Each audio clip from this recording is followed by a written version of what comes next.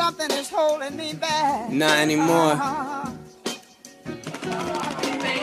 No flow hotter, born like Globetrotter. My flow slaughter, I'm new fire in all water. Style lit, I'm stylish, so stylish, I get it. Cool, handsome and Bonjour, smooth. chers auditeurs et auditrices. Bienvenue à Culture Soccer. Aujourd'hui, Antoine n'est pas présent, parti en voyage, mais vous pourrez l'écouter là, alors que nous reviendrons sur la Ligue des Champions avec Mathias Janals lors d'un deuxième segment. Donc oui, le premier moment du podcast, là, je serai bien seul. On sera en tête à tête. Et on va commencer directement dans le vif du sujet avec les résultats de la semaine en MLS. Là, ça a été une semaine comme à l'habitude, avec remplie de buts et de beaux buts et de surprises et de déceptions. Donc la MLS commençait le vendredi 27 avril 2018 alors que Vancouver recevait le Real Salt Lake. Eh bien, Vancouver là, a bien rentré dans le match. Malheureusement, durant la première mi-temps, manquait quelque peu de réalisme, là, mais directement à la 75e minute, Christian Teixeira marquait le premier but des siens. Petit fait cocasse, là, il était expulsé avec une célébration en enlevant son gilet, lui qui avait copé d'un carton jaune 3 minutes plus tôt, donc il était expulsé après avoir marqué son but. Heureusement, là, Anthony Blondell, le Vénézuélien, arrivé cet hiver, et faisait le break pour Vancouver après un excellent jeu de Alphonso Davies. Donc le match terminait 2-0 pour Vancouver. Et pour le Real Salt Lake, c'est une défaite logique, mais tout de même décevante. Il faudrait que cette équipe commence à enchaîner à l'étranger. Donc deuxième match de la journée, Atlanta recevait Montréal. Et c'est Montréal qui prenait les devants. Dès la 13e minute, grâce à une tête de Saphir Tedder sur un centre de Chris Duval. Montréal tenait bien. Là. On pensait pourquoi pas cette équipe qui pourrait créer une surprise au Mercedes-Benz Stadium pour la première fois depuis l'élimination de Atlanta en série. Malheureusement, là, Atlanta a ouvert la machine dès à la 70e minute, alors que Miguel Almiron là, a fait un penalty.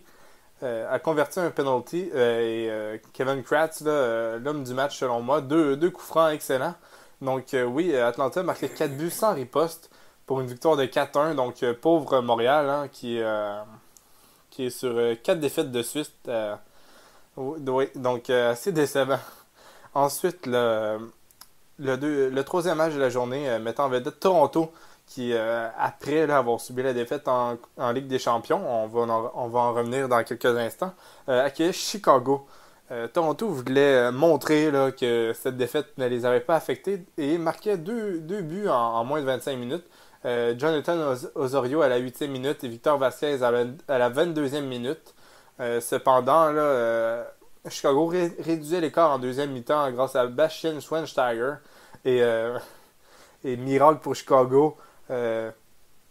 Mais et très décevant pour Toronto, là, c'est Alan Gordon avec 20 secondes restant là, au match là, qui marquait un but. Donc ça finissait 2-2 et encore un autre résultat décevant pour Toronto qui peine vraiment à relancer sa saison. Là, c'est très dur pour eux en ce moment. Là. On les sent marqués par cette défaite. Donc autre match, Philadelphie qui recevait le DC United. Eh bien, ça a été un bon match. Chaque équipe se sont rendues dans l'appareil. Zoltan Stieber marqué en premier à la 7e minute. Puis Ilzinho, le Brésilien, égalisé à la 37e minute. Ensuite, CJ Sapong, pardonnez-moi, à la 60e minute, donnait les devants aux siens.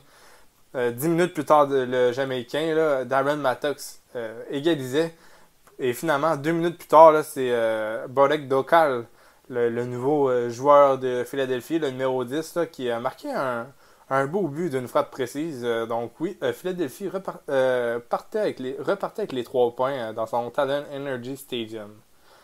Ensuite, le Revolution de la Nouvelle-Angleterre là, qui est le Sporting Kansas City qui était en forme. Après un début de saison assez tranquille, là, le Sporting, là, ça allait très très bien. Malheureusement pour eux, là, c'est New England qui a sorti avec la victoire grâce à un but de Till Bunbury à la 44e minute. Donc on sent là pour le Revolution, là, c'est 4 victoires, 2 nuls et 2 défaites. Et c'est très encourageant. Personne ne les voyait à cette position en ce début de saison. Donc oui, bien joué Bob Friedel. Ensuite, le Crew accueillait les Earthquakes de San Jose. Eh bien, Harrison Allfood donnait les devants au Crew là, à la 28e minute. Malheureusement, là, avant la pause, c'est Danny Olsen à la 45e minute qui égalisait. Mais Mike Grella, à son premier match avec le Crew, premier but à la 84e pour donner la victoire aux siens. C'est une excellente façon pour être accepté de ses partisans pour le moment, parce qu'on ne sait jamais si Columbus va partir à Houston.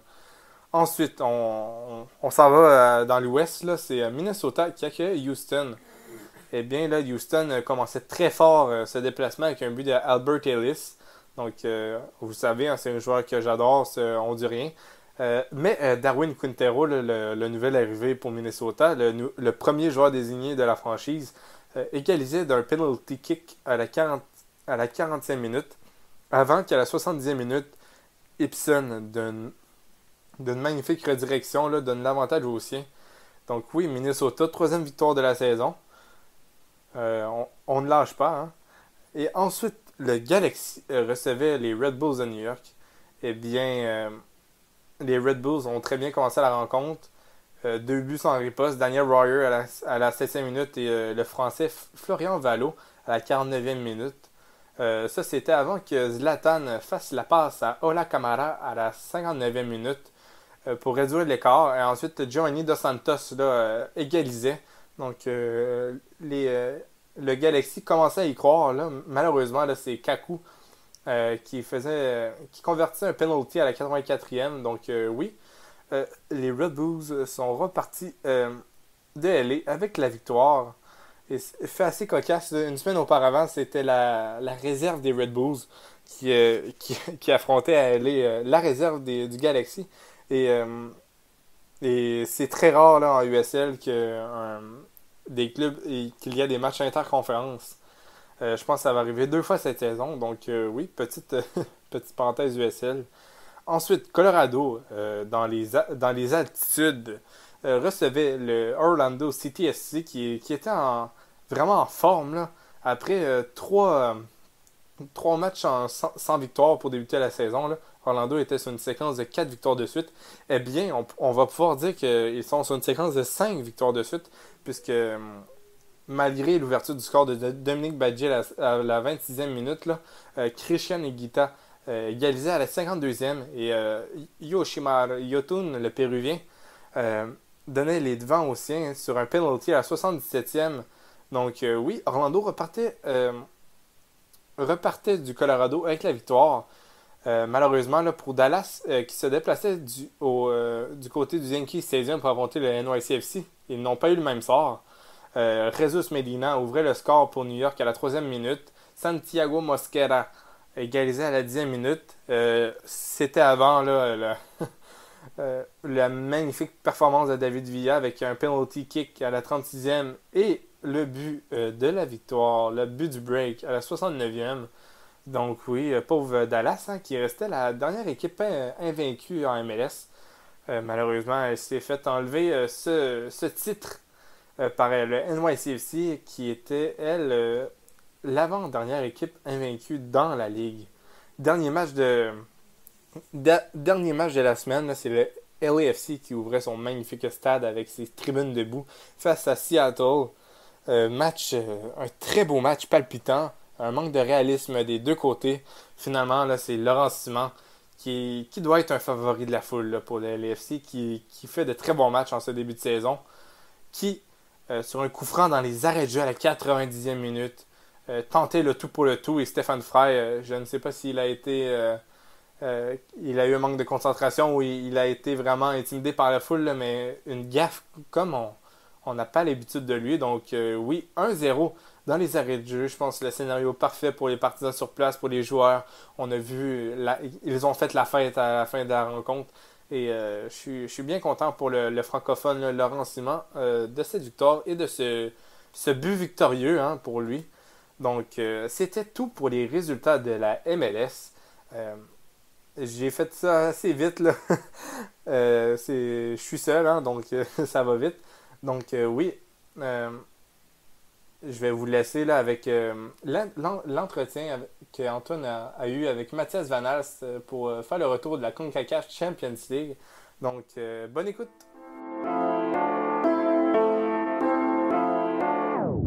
I got a bitch that look like Left Eye, and she be posted on the west side. She always say that that's the best side.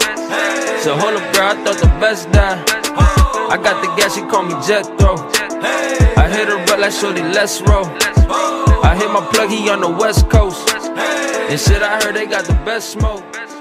I got a bitch that look like Left Eye, and she be posted on the. Pour débuter, on va parler de la MLS avec Mathias Van Hals, qui est le gérant du compte français MLS et de tout l'espace français de la MLS et du site officiel. Bonjour Mathias, comment ça va? Bonjour à tous, ça va très bien. Merci de prendre un peu de temps avec nous. On enregistre dans des conditions qui sont un petit peu rudimentaires, mais ça devrait passer. J'espère que les auditeurs, il n'y aura pas de problème de son. On va parler avec toi de l'impact que cette CONCACAF a eu avec les clubs de MLS, mais avant tout, toi qui es basé sur Montréal, comment est-ce qu'on a vu le parcours du rival de Toronto? Ah, ça dépend qui.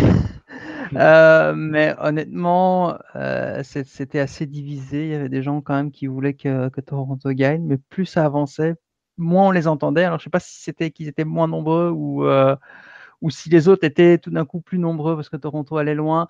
Au début, c'était quand même divisé un tiers, un tiers, un tiers. Et au match retour sur mon compte Twitter, les interactions que j'ai eues, ceux qui étaient pour Toronto, je ne sais pas s'ils n'osaient pas parler ou s'ils étaient tellement concentrés sur le match qu'ils ne parlaient pas. Par contre, ceux qui voulaient que Toronto perde s'exprimaient très, très, très, très fort. Et quand je dis un tiers, un tiers, un tiers, c'est qu'il y avait aussi un tiers de neutres qui finalement regardaient le spectacle avec plaisir. Ouais, on a eu beaucoup de très bons spectacles, mais en effet, on a vu beaucoup de fans de Montréal vraiment lâcher leur haine un petit peu sur Toronto. Mais c'était vindicatif. Hein. Mercredi soir, je peux te dire que j'ai rarement vu. J'ai rarement vu ça. C'était assez chaud et surtout, bon voilà, Altidore et Bradley sont comme des têtes de Turc de la MLS et de tout le continent nord-américain, mais on en parlera un peu plus en profondeur avec toi. On va parler des 4 franchises MLS qui étaient dans cette phase de CONCACAF, qui n'ont pas fait les phases de pré-qualification. Et on va ensuite parler de l'impact qu'aura cette coupe, peut-être en tout cas cette édition de la CONCACAF Champions dans le futur. La Ligue des Champions, on dit parce que c'est ça, souvent les gens ne savent pas comment l'appeler, c'est la Ligue des Champions, et puis c'est notre Ligue des Champions, donc je ne rajoute pas CONCACAF. Quand on parle, quand les Canadiens disent $, ils parlent du dollar canadien, quand les Américains disent $, ils parlent du dollar américain, puis sinon ils précisent, nous on a notre Ligue des Champions, donc je dis Ligue des Champions, puis quand je parle de celle en Europe, je dis la Ligue des Champions européenne, puis voilà.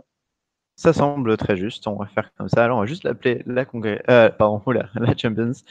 On va commencer à parler donc des 4 clubs MLS et on va commencer avec le FC Dallas qui s'est fait très vite sortir par le club panaméen de Toro. On a eu une très belle image lors de cette rencontre, plutôt avant la rencontre, avec ce coach adjoint du Toro qui était parti voir l'entraînement du FC Dallas déguisé en supporter de Dallas avec le bonnet et l'écharpe. Mais apparemment, ça a marché puisque Toro a battu Dallas. Est-ce que tu penses que Dallas était juste trop faible pour pouvoir passer au-dessus? Trop faible, non, mais bon, déjà, ça donne une idée en tout cas qu'il faut regarder les forces et les faiblesses de l'adversaire avant de l'affronter en Ligue des Champions. Ce que n'ont peut-être pas toujours très bien fait les clubs mexicains, mais ça on en reparlera par la suite. Toro a pris ça au sérieux. Du côté de Dallas, on a vu que leur début de saison en MLS n'était pas extraordinaire non plus. Ils ont mis du temps à se mettre en route. Et donc, tout simplement, pour moi, ils n'étaient pas prêts. Pas forcément qu'ils étaient mal préparés, mais juste qu'ils étaient pas prêts tout simplement parce que je pense que normalement Toro est battable, mais il faut se méfier de certaines équipes, de certains pays. Il y en a qui sont plus forts qu'on veut bien le croire et Toro l'a bien démontré. Oui, on en parlera peut-être après d'ailleurs de ce problème de format de la Champions League par rapport au club MLS. Les Toro, c'est vraiment dommage dans le sens où au tour d'après, ils se sont fait absolument battre par América 7-1, je crois, sur les 2 rencontres. Donc un pari raté pour Dallas. Un autre club qui s'est fait peur aussi lors de ses 8e de finale, c'est Seattle qui est allé perdre contre Santa Tecla. un club de Salvador 2-1, puis après qui a gagné 4-0 à la maison, avant de se faire sortir par Guadalajara après une victoire 1-0 à l'aller qui a vraiment déchaîné les passions au Mexique. On se souvient de cette une sur un journal mexicain avec la tête de Dempsey sur la page de couverture, mais ils sont fait battre 3-0 au retour. Est-ce que pour Seattle, c'était juste trop compliqué comme on a vu au début du championnat avec tous ces blessés? Ouais, je pense que Seattle a raté le coche, notamment au match aller où ils ont raté énormément d'occasions. Et cette équipe de Guadalajara, elle a gagné la Ligue des Champions, mais honnêtement, à ce stade de la compétition, c'était clairement la plus faible des 4 équipes mexicaines. Ils ont beaucoup progressé au fil du temps, mais je suis pas sûr qu'ils étaient les meilleurs Mexicains. Ils étaient peut-être toujours même les plus mauvais que les 3 autres à la fin. Et ils étaient vraiment, vraiment prenables. Alors, on a vu que Seattle avait beaucoup de blessés. Ils ont un peu craqué au match retour. Le fait aussi que la saison de MLS n'était pas encore commencée, qu'ils n'étaient pas tout à fait prêts. Donc, il y a eu toute une série d'éléments. Mais ils doivent quand même aussi beaucoup s'en prendre à eux-mêmes. Seattle, on ne peut pas dire qu'ils n'aient pas pris ça au sérieux. Contrairement à Dallas, peut-être, dont on vient de parler. Mais ils n'ont pas été assez réalistes au match aller. Ils n'ont pas réussi à profiter des faiblesses de leur adversaire. Alors que, inversement, au match retour, Guadalajara avait bien étudié Seattle et a su comment lui faire mal. Oui, c'est vraiment dommage pour Seattle, mais comme tu l'as dit, sans Jordan Morris qui s'est fait blesser au début de saison, c'était un peu compliqué d'aller gagner au Mexique avec Will Bruin en pointe, ce qui est toujours un problème d'ailleurs actuel de Seattle. Et Chivas, comme tu as dit, à l'époque ne paraissait pas la meilleure équipe de cette coupe en général. C'est même être derrière pas mal d'équipes de MLS et de Liga MX, puis qui sont arrivés au final au bout. On en reparlera, mais tu dis qu'il y a eu une évolution pendant toute la compétition. Moi, je pensais qu'à chaque phase de la compétition, il paraissait toujours l'équipe la plus faible des gros Mexicains et des gros MLS.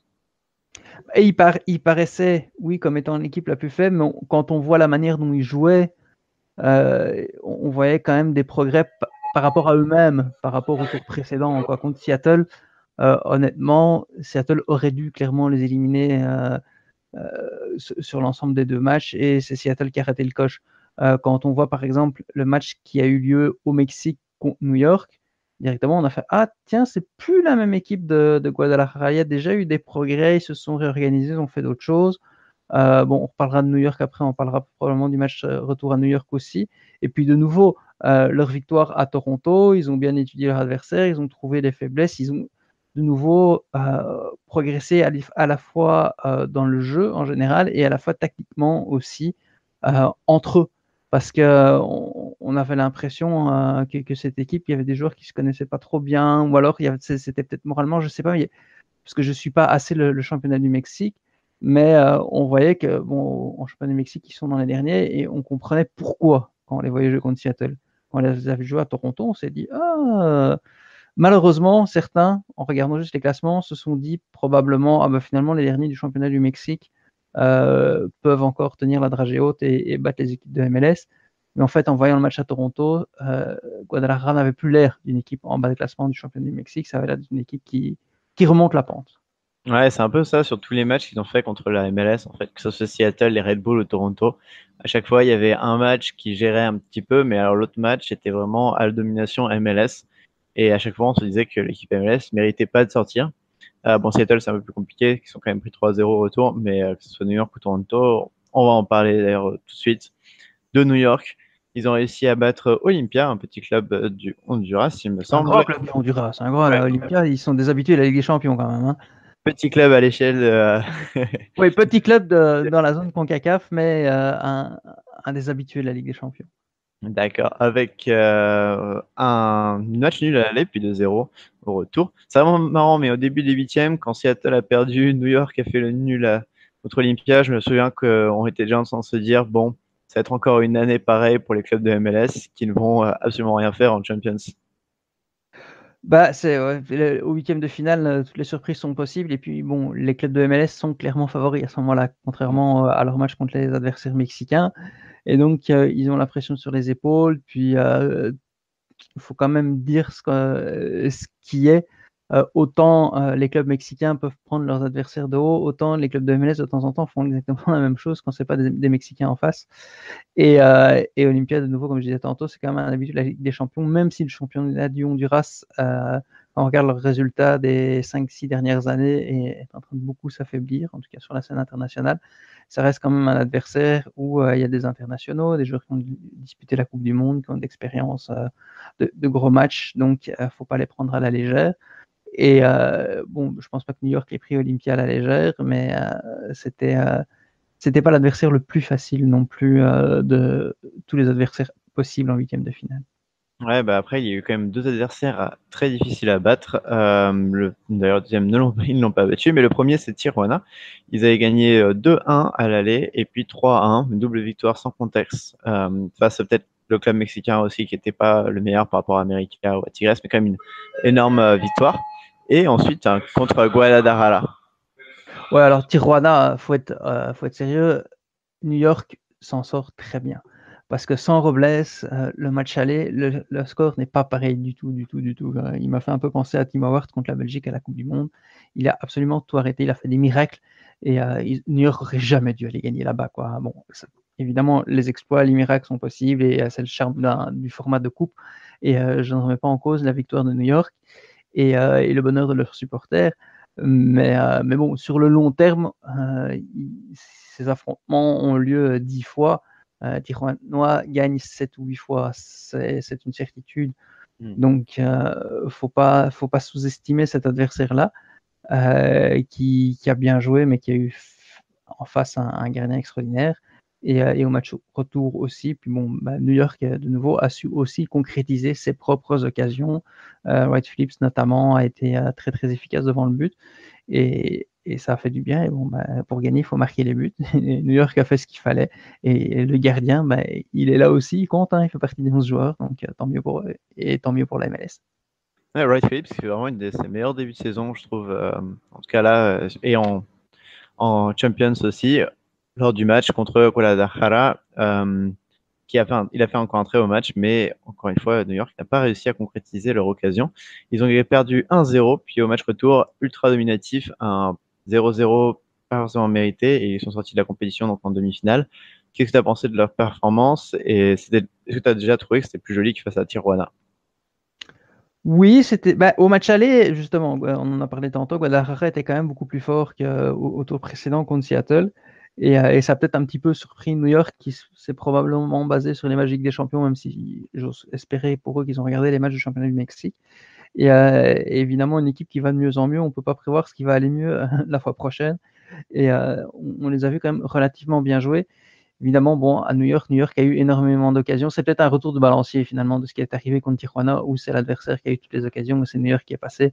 Là, cette fois-ci, c'était un petit peu l'inverse. Donc à New York, on ne peut pas se plaindre non plus du fait que ouais, mais on a tellement dominé le match retour, on aurait dû gagner, on aurait dû se qualifier. C'est des choses qui arrivent et puis ils ont été les bénéficiaires au tour précédent. Donc bon, l'un dans l'autre, finalement, c'est des choses qui s'annulent. Et peut-être les gagnants dans tout ça, c'est Guadalajara, qui était une équipe quand même très organisée et de nouveau qui a bien étudié le jeu de New York. Évidemment, New York a raté beaucoup, il y a eu un manque de réalisme cette fois-ci. Mais je pense que Guadalajara a aussi un certain mérite, surtout évidemment dans sa victoire du match aller et surtout évidemment d'avoir mis à ce moment-là New York dans la position de devoir courir derrière le score et non comme contre Tijuana où New York était dans la position, le siège où il était toujours virtuellement qualifié. Ouais, et Guadalajara qui ira donc en finale contre Toronto. On va parler vite fait de la franchise canadienne et de son parcours assez incroyable. C'était l'équipe dont on pariait le moins dessus au début de la compétition, puisqu'ils étaient dans un groupe quand même très relevé avec Tigres, América. Et ils ont réussi à battre tous leurs adversaires sur leur chemin, les deux gros Mexicains, Tigres, América, comme on dit. Quelle a été pour toi la prestation qui t'a fait le plus plaisir en termes de jeu et de projet? Est-ce que c'était le quart de finale contre Tigres, donc, ou la demi-finale contre Club América? C'était Tigres. Pour moi, le match contre Tigres, c'était digne de la finale. C'était pas vraiment ça la finale, puisque finalement, et ça arrive souvent d'ailleurs, l'équipe qui gagne la finale avant la lettre ne gagne pas la vraie finale. Mais pour moi, c'était les deux meilleures équipes de cette compétition. C'est les équipes qui ont produit le plus beau jeu, que ce soit offensif, défensif, et qui ont concrétisé leurs occasions, qui ont bien joué. Bon, évidemment, Tigres, on n'a pas pu le voir confirmer lors des autres tours contre des gros adversaires, parce qu'en huitième de finale, c'était un petit peu plus simple pour eux. Mais quand même, c'était vraiment deux très belles équipes. Et s'il faut revoir 2 matchs de cette Ligue des Champions 2018, ce seraient les 2 matchs entre Tigres et Toronto. D'ailleurs, je viens de me rendre compte que j'ai pas parlé de Colorado, mais on a fait exprès de faire l'impasse dessus. Chers auditeurs, ils ont juste pour vous tenir au courant perdu d'entrée de jeu en huitième de finale face à Toronto, 2-0 puis 0-0, mais ils n'étaient vraiment pas au niveau et puis leur effectif était toujours en préparation, c'était le début de saison en MLS.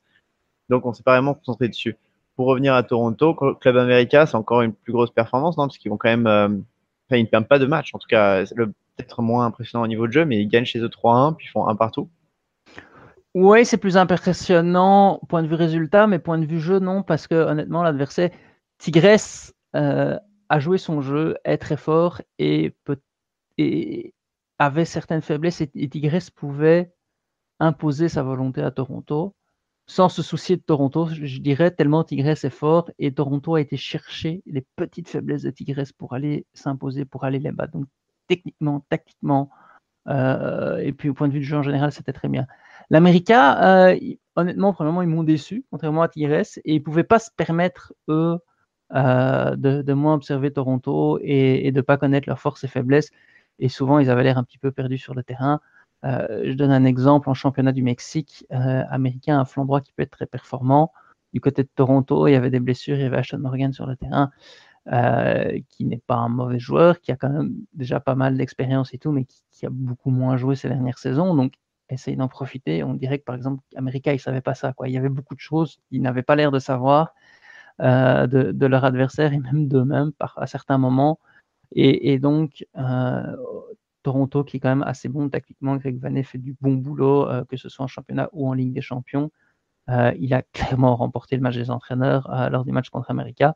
Et parce que América l'a perdu, alors que contre Tigres, les deux ont été bons et Vanney a été meilleur et a été vraiment chercher les petits détails. Et évidemment, ces joueurs l'ont exécuté. Et contre Chivas en finale, donc on va y venir, ils ont fait 2-1 à l'aller, ils ont perdu, et puis au retour en Mexique 2-1 aussi, pour ceux qui ne le sauraient pas. Ils ont perdu en fait au tir au but, 4-2, avec des ratés notamment de Michael Bradley, qui a scellé la victoire mexicaine. Est-ce que pour toi, le match aller, c'était vraiment le plus gros problème? C'est-à-dire que c'est une occasion vraiment manquée par rapport au match retour où ils sont donnés à fond? Bon, au match aller aussi, ils sont donnés à fond. Et de nouveau, de ce moment-là, pour moi, c'est Chivas qui a gagné la finale au match aller. C'est vraiment à ce moment-là que cette équipe de Guadalajara a fait le boulot. Là, ils ont vraiment réussi à exploiter certaines failles de Toronto. Tu voyais aussi que certains joueurs de Toronto commençaient à tirer un petit peu la langue et on l'a vu un petit peu au match retour aussi. Ils ont eu beaucoup de blessés, ils ont eu beaucoup d'absents. Il a fallu faire tourner l'effectif. Ils étaient en bout de route. Ils ont éliminé, même si il y a à chaque fois une semaine de récupération, puis qu'ils ont mis une équipe C en championnat pour 2 matchs. Ouais. C'est quand même un parcours qui a été long et difficile. C'est plus compliqué, évidemment, quand tu dois taper Tigres América, d'avoir encore certaines ressources pour affronter Guadalajara, que quand tu as éliminé des adversaires un petit peu plus faibles. Et Guadalajara a peut-être eu un parcours un peu plus simple, mais bon, sans vouloir insulter Seattle et New York, évidemment, que Toronto. Et donc, à ce match aller, et de nouveau, c'est un très bon travail. Je veux quand même souligner le mérite de Mathias Almeida là-dedans, l'entraîneur de Guadalajara, qui a vraiment bien observé son adversaire, qui était très, très, très organisé, qui n'a pas cherché à attaquer ou à défendre à outrance. Il y a toujours eu un bon équilibre dans le jeu de cette équipe-là, à plusieurs tours de compétition dans leurs bons matchs, évidemment, parce qu'il y a des fois où simplement c'est les joueurs qui donnaient l'impression de ne pas avoir le niveau. Et au fil de la compétition, cette équipe a progressé et a montré son meilleur visage lors de cette finale aller. Oui, c'est vrai qu'ils avaient très bien joué le coup et ils ont réussi à pousser Toronto à la limite de l'exploit. Malheureusement, ce ne sera pas cette année pour un club de MLS. Est-ce que tu penses que face à cette édition, ils vont la jouer maintenant sérieusement, que ce soit les Nord-Américains et les Canadiens, ils vont vraiment jouer cette compétition à fond, essayer de battre le club mexicain pour arriver en Coupe du Monde des clubs? Et aussi, est-ce que quel club tu penses pourrait gagner, imaginons dans 2 ou 3 ans? On va se jouer un peu au pronostic. Premièrement, il faut qu'ils aient le niveau, parce qu'en début d'émission, tu disais Toronto, personne ne les voyait aller au bout, et en même temps, tout le monde se disait s'il y en a un qui doit aller au bout, c'est Toronto. Personne ne les voyait au bout, comme tu as expliqué, à cause du calendrier difficile et des adversaires qui les attendaient, Tigres et Américains, on se disait oh là là, ça va être vraiment compliqué. Mais tout le monde se rendait compte que Toronto pouvait, s'il affrontait un autre club mexicain, ne pas en fait partir avec le statut de favori, ce qui était d'ailleurs le cas lors de la finale. Et ça, c'est jamais arrivé. Ça, c'est historique pour un club de MLS, être favori contre un club mexicain en Ligue des Champions, quand les deux sont à leur meilleur. C'est totalement nouveau de cette année et il fallait que ce soit Toronto, parce que Toronto a montré en championnat qu'ils avaient un gros niveau, qu'ils pouvaient être présents à tous les matchs, que ce soit techniquement, tactiquement, dans le jeu, individuellement, collectivement. Il y a vraiment beaucoup de bonnes choses dans cette équipe-là. Donc l'année prochaine, s'ils sont qualifiés, parce qu'il faut évidemment gagner la Coupe du Canada pour y arriver, pour le club canadien, ils pourraient, si l'équipe ne bouge pas trop, encore avoir le statut de favori. Déjà, être favori contre les clubs mexicains, c'est déjà bien. Et après, bon, on a vu cette année que le parcours peut faire quelque chose avec Guadalajara qui gagne au bout du compte, mais il faut quand même une certaine endurance et éviter les gouttes. Donc, oui, et puis quand tu dis est-ce que les clubs de MLS vont le jouer sérieusement, je pense que ça dépend d'un club à l'autre, d'un entraîneur à l'autre. Il y en a de plus en plus qui le font, puis on voit les dividendes. On a vu cette année avec le mot-clic CCL Fever, donc la fièvre de la Ligue des Champions, qui a aussi un petit peu créé de l'engouement chez tout le monde. Et c'est bien cet engouement et j'espère que ça va être contagieux pour tous les clubs de MLS. Ouais, il faut le dire aussi, les general managers de Toronto, de Seattle, l'ont dit en début de saison que leur recrutement, qui était un peu basé sur la profondeur de banc, c'était fait pour vraiment essayer de gagner cette Champions League, mais en même temps, ça crée des gros problèmes en championnat. On regarde avec Toronto surtout, qui fait un début de championnat très mauvais. Comme tu as dit, ils ont envoyé l'équipe C contre Houston la semaine dernière, ils se sont fait taper très méchamment. Ils pensaient d'ailleurs pour les pauvres jeunes joueurs qui se sont pris ça. Mais oui, Seattle aussi a eu des problèmes en championnat. Donc, maintenant, les clubs mexicains, eux, ils font les deux, puis ils y arrivent. Donc, ça va être un des progrès. Mais bon, avoir des joueurs aussi, ce qu'on appelle les joueurs TAM, donc qui sont payés avec l'allocation monétaire ciblée, ça permet d'avoir des équipes plus équilibrées, de ne pas avoir les vedettes d'un côté et les autres derrière, et puis après un bon léger. Et ça a apporté beaucoup. Et je sais que c'est aussi les clubs de MLS qui voulaient ça pour, entre autres, briller en Ligue des Champions. Ouais. Et une dernière question, avant de te laisser partir. Est-ce que tu penses qu'il y a un moyen de faire en sorte que les clubs MLS aient plus de chance avec ce format, vu que, comme on l'a dit, la compétition commence juste avant la MLS et les effectifs ne sont pas encore formés par rapport au mercato qui vient de se passer. Est-ce que tu penses qu'il y a une chance que ou le format de la Champions change, ou celui de la MLS, ou bien que les clubs de MLS trouvent une solution à ce problème? Le format de la Ligue des Champions vient de changer, parce que maintenant ça commence avant, mais c'est les huitièmes de finale. Donc au lieu de commencer, en fait, au lieu d'arriver au tour à élimination directe contre les clubs mexicains un petit peu avant le début de saison de la MLS, maintenant c'est les huitièmes de finale, puisque la compétition a été réduite à une demi-saison. Et donc ils ont déjà quand même des matchs dans les jambes quand ils entament les quarts de finale qui sont plus proches du début de saison de la MLS. Donc je pense pas que ce format-là va changer sous peu. Le format de la MLS, il n'est pas parti pour changer non plus pour le moment. Peut-être une piste de solution, ce serait de changer la période des transferts en MLS qui se finit le 1er mai cette saison.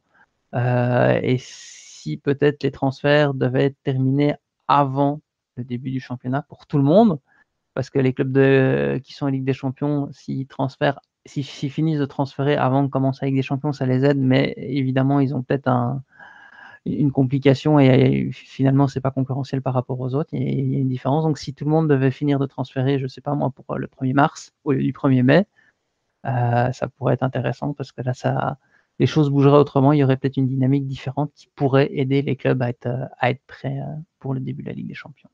Merci beaucoup Mathias d'être venu sur Culture Soccer pour nous parler de cette édition. On te souhaite une bonne fin de saison des MLS. Merci, et puis bonne saison à Culture Soccer et à Lucarno Posé. Merci beaucoup, à toi aussi. Allez, ciao et bonne soirée.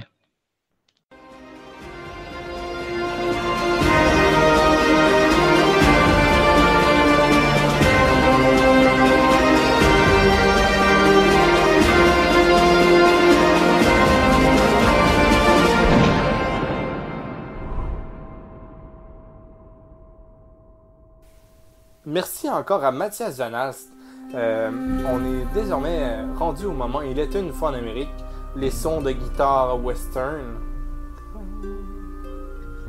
Alors, on va directement commencer avec le Il était une fois en Amérique de Antoine. Donc Antoine, je te laisse la parole.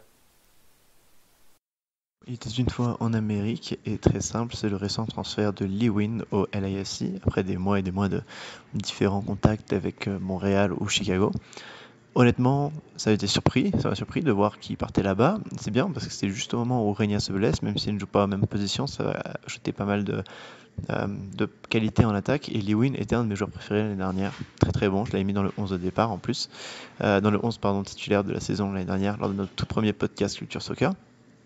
Et donc rien à dire sur ce joueur exceptionnel, j'espère qu'il va très bien s'adapter et qu'il n'a pas perdu ses qualités malgré qu'il n'ait pas joué depuis un petit bout de temps vu qu'il était remplaçant avec New England Revolution, même en tribune, l'entraîneur ne comptait pas sur lui. Par contre, c'est un très mauvais coup pour Chicago qui était aussi sur le joueur et pour le coup, eux n'ont du coup pas vraiment recruté de joueurs intéressants et vont à mon avis continuer à être en bas du classement, mais pour LAFC, très très bonne touche. Merci Antoine, qui malgré son absence m'a laissé son Il était une fois en Amérique, car il ne faut jamais déroger Il était une fois en Amérique. Moi, de mon côté, mon Il était une fois en Amérique concerne une équipe de USL, une équipe canadienne, le Ottawa Fury. Le mercredi 2 mai, là, Ottawa accueillait le New York Red Bulls 2 en après-midi. C'est drôle, hein, un match en après-midi. Pourquoi en après-midi? Car c'était le School Day Match. C'est-à-dire en français le match des écoliers, le jour du match des écoliers. C'est vraiment une bonne initiative, je trouve, d'Ottawa, qui a accueilli plusieurs jeunes de la région, puisqu'environ 7000 jeunes étaient présents au stade pour voir un match de soccer professionnel.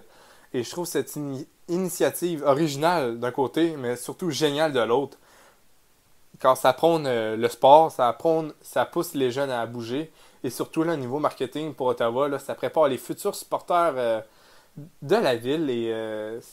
Et on le sait, hein, souvent, quand on est jeune, on va voir une équipe sportive, on est souvent marqué par ce que l'on voit. Et souvent, ça devient notre équipe. Des fois, on ne sait pas pourquoi, mais c'est parce qu'on a été marqué jeune par cette équipe. On s'identifie à cette équipe très tôt. Et ça, là, pour Ottawa, là, c'est... chapeau à eux, car c'est une excellente idée. Donc, c'est ce qui conclut l'émission. Encore une fois, merci à Mathias Vanals, que vous pouvez retrouver là, sur Twitter à @CoufrantMLS. Et vous pouvez, vous le savez, vous pouvez nous trouver sur Culture Soccer, sur Twitter, ou sinon sur le camp opposé, où est-ce que moi et Antoine, là, on écrit des articles à l'occasion. Sinon, là, le magazine numéro 2 est encore disponible. Moi et Antoine, on parle de la NASL et on a même une entrevue avec Alan Merrick, ancien joueur de Minnesota. Sinon, préparez-vous, le magazine numéro 3 est en approche. Ça va être assez beau. Donc, merci de votre écoute et surtout, n'hésitez pas à écouter les autres podcasts Lucan Opposé, Bola Latina, Efreka et l'AFC Corner. Donc, c'est tout pour Culture Soccer cette semaine. À la prochaine et surtout là, passez une belle semaine de soccer avec la MLS et la USL. À la prochaine. Bang bang bang. Just to tell another story for the fans, no simple plan. I'm a simple man, liquor, pussy, and money. The sicker rookie, you love me. Bigger, fuller, you dummy. Come and take it all from me. Yeah, so come and take it all from me. Yeah.